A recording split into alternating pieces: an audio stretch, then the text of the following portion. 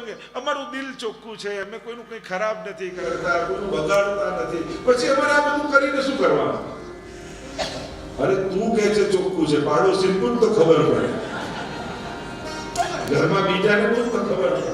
લોકો તો એમ કહે છે કે તારે જ જરૂર છે, કામ નહીં કરે તો ચાલે, આની પાસે માળા કરાવો. લોકો તો એમ જ કહે છે. એટલે આપણે જ આપણી જાતને બધું જે સ્ટેટમેન્ટ આપી દઈએ છીએ. આપણને એમ લાગે છે જો દિલ ચોખ્ખું હોત તો ભગવાન પાસે જતા આપણને સંકોચ ન લાગે. દિલ ચોખ્ખું હોત તો ચોક્કસ પાઠ અને સેવા કરતા. હજી નથી થયું એટલે જ આ બધું કરવાની ઈચ્છા નથી થતી. અંતઃકરણ પવિત્ર થાય એ પરમાત્માથી દૂર રહી જ ન શકે. કહ્યું અધોક્ષજ ભગવાનની અહેતુકી ભક્તિ દ્વારા જ મનુષ્યનું પરમ કલ્યાણ છે. તસ્માદ એકેન મનસા ભગવાન સાત્વતામ પતિ. ભગવાન તો સાત્વતોના પતિ છે. એવા પરમાત્માનું શ્રવણ મનન પૂજન કરવું જોઈએ. આગળ ભગવાનના વિવિધ અવતારો વિશેનો પ્રશ્ન કર્યો અને વ્યાસજીના પ્રાગટ્યની કથા કહી. ભગવાનના અવતારો વિશે જ્યારે પ્રશ્ન કર્યો તો કહ્યું એતે ચાંસ કલા પુંસ કૃષ્ણસ્તુ ભગવાન સ્વયં. 24 અવતારોની ચર્ચા કરી છે પહેલા તો. અને 24 અવતાર તો પરમાત્માના 24 અવતાર છે. અને આપણે જો ગુજરાતીમાં લખીએ પરમાત્મા એનો સરવાળો કરો ને, પ એટલે 5, ગુજરાતીમાં 5 જેવું લાગે, ર એટલે 2, 5 ને 2 7, માં ગુજરાતીમાં લખો તો 5 જેવું લાગે, તો 7 ને 4.5 પાછો તો અડધો લખો તો ગુજરાતીમાં આઠડા જેવું થાય ને, તો 11.5 ને 8 9.5, અને પાછો માં એટલે 4.5, ટોટલ કેટલા થયા? 24. પરમાત્માના 24 અવતાર છે. વિવિધ પ્રકારના અવતારો લઈને પરમાત્મા પધારે છે. પણ આ 3 વસ્તુના ભેદ, દેવતા, અવતાર અને ભગવાન અવતારી, આ 3ના ભેદ ખ્યાલ હોવા જોઈએ. દેવતા પદ જુદું છે. જુદા જુદા દેવતાઓ 33 કોટી દેવતા કહેવાય છે. અને આપણે એનો અર્થ કે 33 કરોડ. ઘણી વાર લોકો અહીં તો હિન્દુ ધર્મ 33 કરોડ ભગવાન. ભગવાન તો એક જ છે. 33 કોટી દેવતા. અને કોટીનો અર્થ કરોડ નહીં. કોટી મીન્સ ટાઈપ. 33 ટાઈપના દેવતા છે. તામસ, રાજસ, સાત્વિક, સાત્વિક, સાત્વિક, સાત્વિક, તામસ, સાત્વિક, રાજસ, એમ 33 કોટી. નહીં તો લોકો એમ અર્થ એમ કહેતા 33 કરોડ. એક તો ગયો એક દેવતાના મંદિરમાં અને કહેવા લાગ્યો હું મારે કોઈ મનમાં લાલચ નથી, મારે કાંઈ વધારે જોઈતું નથી, એ 33 કોટી દેવતાઓ 1-1 રૂપિયો આપશો તોય ચાલશે. આપણા લોકો તો દેવતાઓને ચલી લે. મૂળ વાત છે 33 કોટી ટાઈપના. તો પરમાત્માના તો દેવતા, એની પર છે અવતાર. ભગવાન જુદા જુદા અવતાર લઈને આવે છે. ગીતાજીમાં 2 વાત ભગવાને સ્થાપિત કરી. એક અવતારવાદ અને બીજો પુનર્જન્મવાદ. માણસના વારે ઘડીએ જન્મ થાય અને ગીતામાં ભગવાન કે તારા ને મારા અનેક જન્મો થયા છે, તું નથી જાણતો, હું જાણું છું. અને યદા યદા હિ ધર્મસ્ય ગ્લાનિર્ભવતિ ભારત અને સંભવામી યુગે યુગે.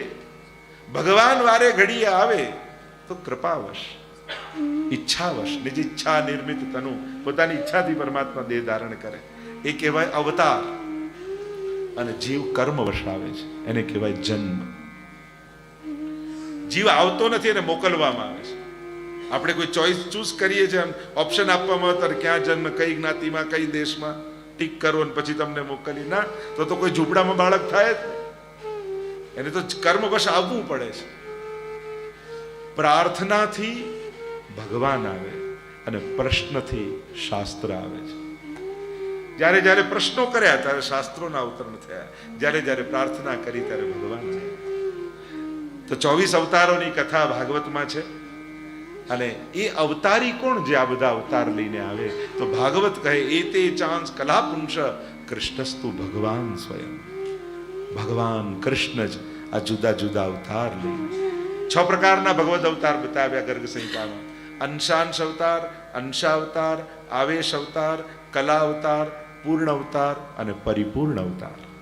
અવતારોના પણ જુદા જુદા આપણે ત્યાં પ્રમાણ, આ 6 કળાનું, આ 8 કળાનું, આ 12 કળાનું, આ 16 કળાનું, એના પણ જુદા જુદા પ્રકાર છે. અને વૈવિધ્યને વિરોધ નહીં માનવું. આપણે ત્યાં આધ્યાત્મનું વૈવિધ્ય છે, એ વિરોધ નથી એકબીજાનો. ભગવાન વૈવિધ્ય સૃષ્ટિમાં સર્જન કરે છે, વિરોધ પેદા નથી કરતા. અને વિરોધ રૂપે જોશો તો ક્લેશ થશે, વૈવિધ્ય રૂપે જોશો તો આનંદ થશે. આમ દેવતાઓનું વૈવિધ્ય છે, અવતારોનું વૈવિધ્ય છે, અને પરમાત્મા જ્યાં જુદા જુદા અવતાર લઈને આવે છે. ભગવાનના અનેક પ્રકારની ચર્ચાઓ શાસ્ત્રોમાં બધા. ગીતાજીમાં યસ્માત ક્ષરમતી તો અમક્ષરાદ પિચોત્તમ અતોસ્મિ લોકે વેદે ચ પ્રથિત પુરુષોત્તમ. ક્ષર, અક્ષર અને પુરુષોત્તમ, ત્યાં 3 ભેદ બતાવ્યા. ઈશ્વર, બ્રહ્મ અને પરમાત્મા, આ ત્રણેયની પણ ચર્ચા, ભગવાન શબ્દની જે ચર્ચા કરવામાં આવી છે એવી ઘણી બધી ચર્ચાઓ ત્યાં છે. તો આ તો પરમાત્મા પોતે પધાર્યા છે એમ કહ્યું. આગળ ભાગવતના અન્ય પ્રશ્નો કર્યા છે, અને ભાગવત સંબંધી, ભાગવતના કર્તા સંબંધી, ભાગવતના વક્તા સંબંધી અને ભાગવતના શ્રોતા સંબંધી, આ 4 પ્રકારના આગળ પ્રશ્નો કર્યા. અને એ પ્રશ્નના ઉત્તરમાં વ્યાસજીના પ્રાગટ્યની કથા કરી. પરાશર મુનિને ત્યાં વ્યાસજીનું પ્રાગટ્ય થયું.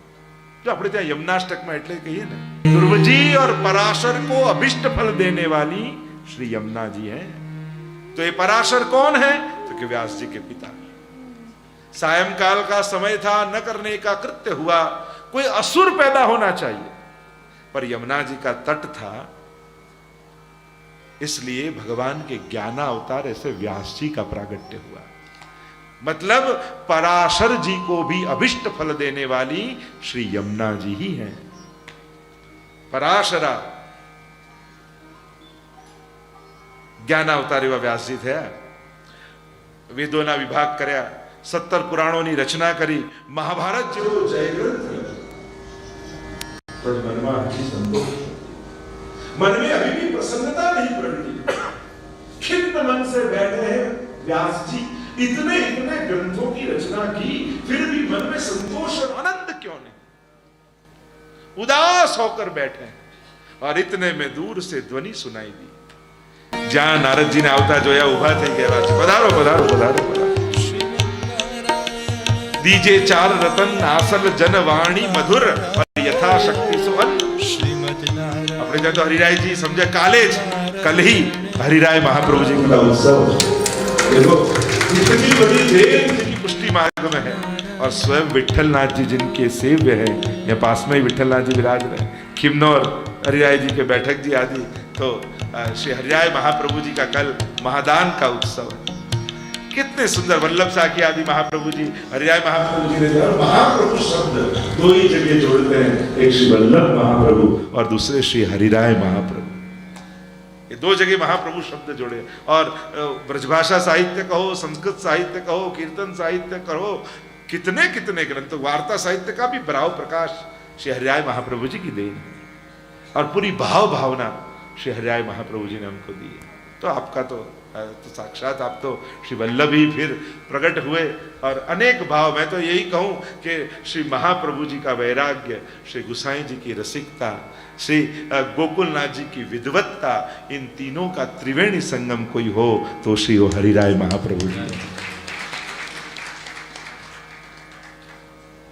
कल हरिराय महाप्रभु जी का उत्सव है, तो जो बात कर रहे थे कि वैष्णव आवे वारणे हंसी हंसी, कैसे कैसे सुंदर बातें श्री हरिराय महाप्रभु जी ने हमको सिखाई है. दीजिए 4 वैष्णव आवे तो 4 रतन आसन बने ने, तो તમારા ઉંમરેથી વૈષ્ણવ એમને ન જતો રહે, એની સાવધાની. બને તો એને કે બસ 2 ડગલા 2 મિનિટ બેસીને જાઓ, પણ એમને પાછા ન જાઓ.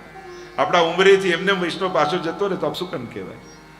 એમ કહેવાય કે 2 મિનિટ ઘરે આવો. જલ વાણી મધુર और यथाशक्ति सुवन, कणिका लेवડાઈને મોકલવા, એવો વિવેક આપણે ત્યાં છે. નારદજીને જ્યાં જોયા પ્રસન્ન થઈ ગયા. વ્યાસજી કહેવા લાગ્યા, નારદજી બહુ સારા સમય તમે પધાર્યા, આટલા ગ્રંથો રચ્યા, હજી મનમાં ઉદાસીનતા છે, પ્રસન્નતા નથી, કારણ પણ સમજાતું નથી. નારદજી કહેવા લાગ્યા, વ્યાસજી આપે ધર્મનો તો વિસ્તારથી વર્ણન કર્યું, पर धर्मी नो विमल यश नहीं गाया. आपने इन ग्रंथों के द्वारा धर्म को तो बड़े विस्तार से समझाया, पर धर्म तो धर्मी की प्राप्ति के लिए है ना, भगवत प्राप्ति के लिए है ना. ये सब करके जो भगवत भाव न प्रकट हो तो श्रम एव ही केवलम. તમે જે કાંઈ કરો, વ્રત કરો, તપ કરો, માળા કરો, યાત્રા કરો, પાઠ કરો, પણ એ કર્યા પછી જો પ્રભુમાં પ્રેમ વધે નહીં તો એ મજૂરી જ છે, શ્રમ જ છે કેવલ. આ બધું શેના માટે છે? આજે યમનાષ્ટક કર્યા તો યમુનાજીમાં ભાવ વધ્યો, દ્રઢતા વધી, માળા ફેરવી તો પ્રભુમાં વિશ્વાસ વધ્યો, ત્યારે માનવું કે સાચા અર્થમાં માળા ફેરવી. તો આ ભાવ છે. आप भागवत की रचना कीजिए जिसमें केवल और केवल विशुद्ध प्रेम की कथाएं, भाव की कथाएं, उस भागवत की रचना करें. और भागवत तो आपके हृदय में विराज रहा है. आपे महात्म्य तो पद्म पुराण, स्कंद पुराण में लख्યું જ છે. बस समाधि में विराजमान था એટલે ભાગવતના દર્શન આપને સમાધિમાં થશે અને સમાધિ ભાષામાં ભાગવતની રચના કરો. महाप्रभु जी ने 4 प्रमाण ग्रंथों माने. प्रमाणित ऑथेंटिक ग्रंथ वेदा, श्री कृष्ण वाक्यानि, व्यास्त्राणि चैवहि समाधि भाषा व्यासस्य प्रमाणम तच्चतुष्टयम. या 4 पाया ऊपर पुष्टि मार्ग उभो છે. वेद, ब्रह्मसूत्र, भगवद गीता અને ભાગવત. અને આ ચારેયની એક વાક્યતા કરી, કારણ કે 3 પ્રમાણ મનાતા હતા. મહાપ્રભુજી ભાગવતજીને પણ પ્રમાણ ગ્રંથ રૂપે સ્વીકૃત કરાવ્યો. આપ સમાધિમાં ભાગવતના દર્શન અને કેવલ ઉપદેશ આપ્યો એમ નહીં, નારદજીએ પોતાનું ઉદાહરણ પણ આપ્યું. કોઈ ખાલી સલાહ આપવાથી કે ઉપદેશ આપવાથી કામ નથી થતું, પણ પ્રેરણા આપો ને તો એ વધારે અસર કરે.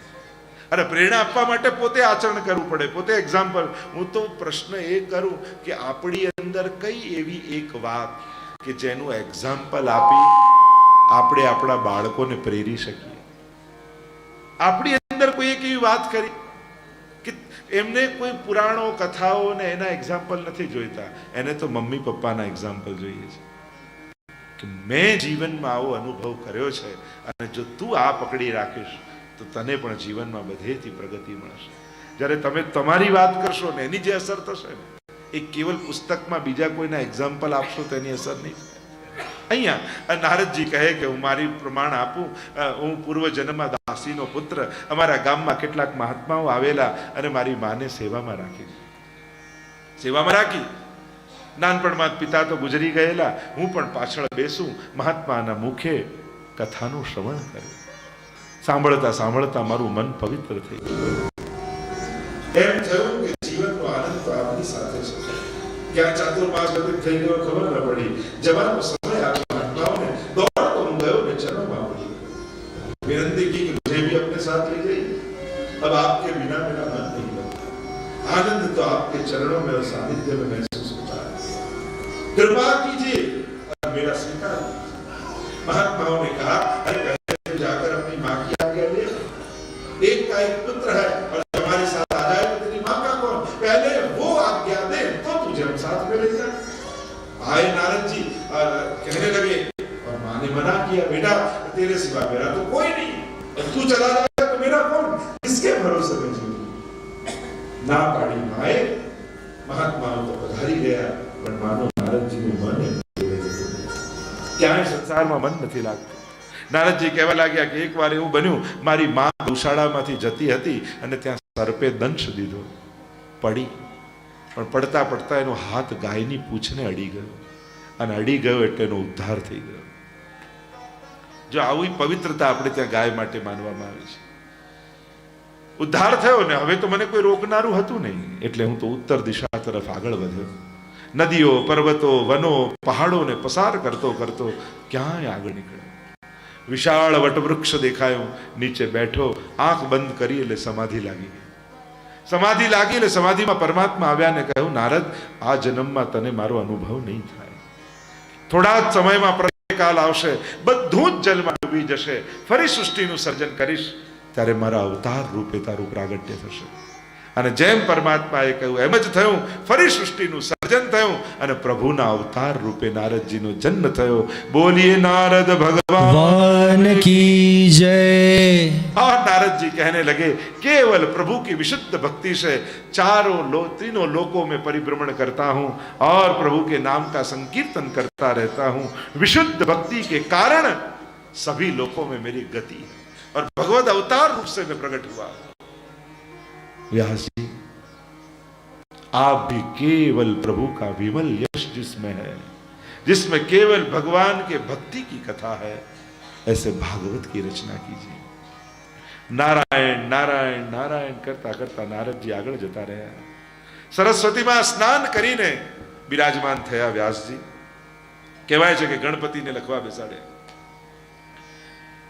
समाधि में विराज्या અને જ્યાં સમાધિમાં વિરાજમાન થયા બધી જ લીલાઓ પ્રગટ થવા લાગી નેત્રોની સામે। ઋષિ કોને કહેવાય? ઋષયઃ મંત્રદ્રષ્ટારઃ। ઋષિ શબ્દની વ્યાખ્યા કરી જે ધ્યાનમાં મંત્રોને જુએ એને ઋષિ કહેવાય।